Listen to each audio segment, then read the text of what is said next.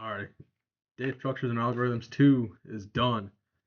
I only got 3 courses left now. This class was not crazy difficult, but it was a little tricky.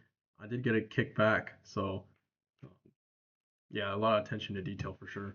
So this class builds on Data Structures and Algorithms 1, but obviously I did that class before starting WGU. I did it through study.com because study.com does have a data structures class. So I did that one, but that was many months ago. So I was like usual, right? I was coming into like one of these more advanced classes with a lot of ground to make up. But still, this class wasn't crazy hard. It's one of the 4 classes that is non-transferable, so this class cannot be transferred at all. These last 4 classes are all performance assessments, so no more like just standardized tests. You have to build something and then submit it, and then have to wait to receive a grade on it.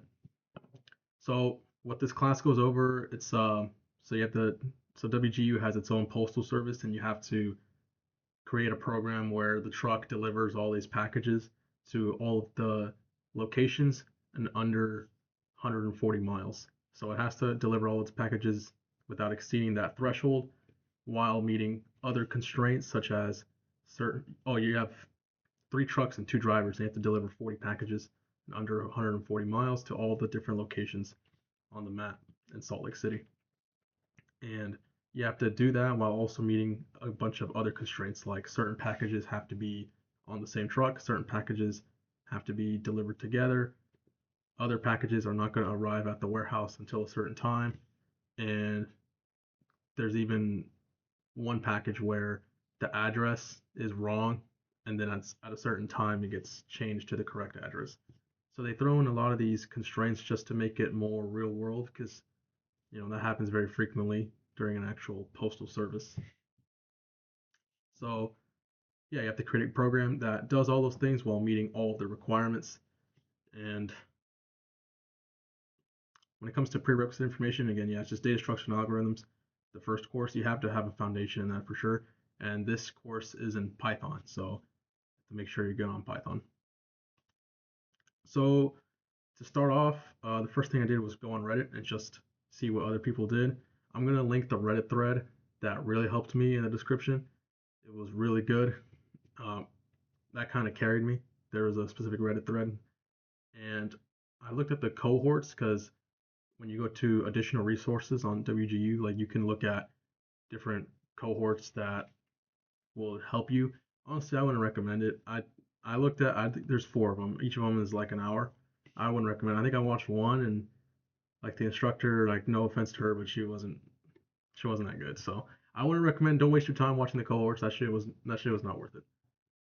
As for videos that did help me, I really like this YouTube channel, and I'll link him in the description. It's CS Dojo. He has a data structures and algorithms series, very good, and I think it sets you up very well for this class. So, um, the reason mine got kicked back, and I can't harp on this enough, is that I didn't meet the constraints that were set. It's the whole like, oh, certain packages are delivered on a certain trucks, other packages have to be delivered at this time. Like, there's a lot of certain constraints. So the big thing is on the package file, you have to make sure, and I just triple check this, make sure that your program meets the requirements on that package file, because that's where all of the individual package constraints are listed. So, for example, this package has to be delivered on this truck. These 2 packages have to be together. It doesn't matter what truck they're on, but they just have to be together. So this other package are delayed, so they can't arrive at the warehouse until a certain time. This other package has the wrong address and has to be corrected at this time. So just make sure, attention to detail. Make sure that your program meets those requirements. I got mine kicked back, and the reason it got kicked back is because uh, there was there was 2 packages that had to be delivered together. It didn't matter what truck they were on; they just had to be delivered together, and I had them on different trucks. And it's a small error, but it didn't meet the constraints, so you have to make sure you meet the constraints. So just make sure triple check that package file and make sure your program meets every requirement on there.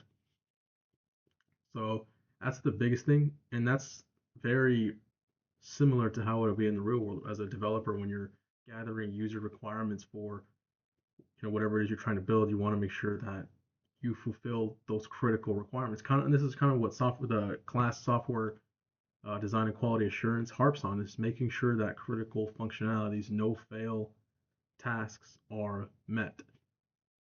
You can build on top of that, but you just have to make sure those critical requirements, that essential functionality is met. And just asking any clarifying questions to make sure that the first time you fulfill those requirements. As for instructors, uh, when it comes to instructors, by far and away the best was Mark Benchy. He by far and away is better than the other instructors. Like no question. There was another instructor. I'm not gonna name her because I don't want to put her on blast. But the instructors weren't very good. I'll just leave it at that. The other instructors were not very good. So go with Mark when you're making appointments with uh, an instructor. Pick Mark. He's the best one. So that's my recommendation for instructors. Again, the biggest thing is making sure that your project meets those requirements. One other thing you could do, I mean, I'm not going to condone this, but I'm not going to also discourage it, is you could just go on GitHub and just look this project up, because people post their, former students post this project on GitHub, so you could just do that too. But that's all I got to say for this class. Really, it's a little bit of a grind, but there's so much information out there, both on Reddit and on GitHub, really, that and alone could honestly carry you, even if you're not super good at data structures and algorithms. So when it comes to difficulty, I would rate this class about a 7 out of 10. So you definitely got to put in that legwork, but uh, again, it's not crazy hard. But that's all I got for data structures and algorithms. Uh, I'm currently working on AI optimization, which is one of the newer classes, and it's pretty hefty. I just submitted the first assignment. That that course has 4 different tasks you got to do, so it's a little bit hefty, but working through it. But that's all I got for this video. Talk soon.